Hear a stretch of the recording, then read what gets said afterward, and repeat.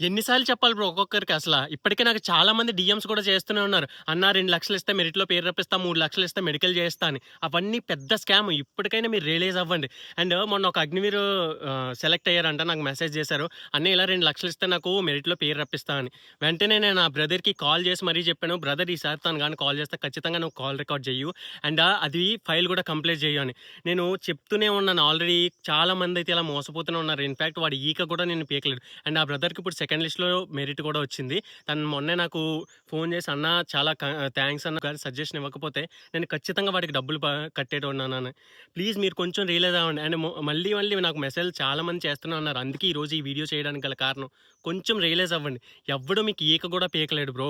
ఖచ్చితంగా మీరు మీ కష్టపడి మీరు దాని కోసం ట్రై చేశారంటే మీకు అది ఖచ్చితంగా వస్తుంది.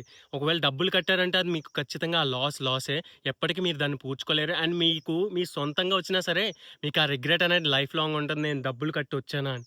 సో, కొంచెం రియలైజ్ అవ్వండి. అండ్ అటువంటి యాస్పిరెంట్స్‌కి ఈ వీడియో ఖచ్చితంగా షేర్ చెయ్యు. ప్లీజ్ ఎందుకంటే ఇది వాల్యుబుల్ ఇన్ఫర్మేషన్ అనమాట. See you on next video. జై హింద్.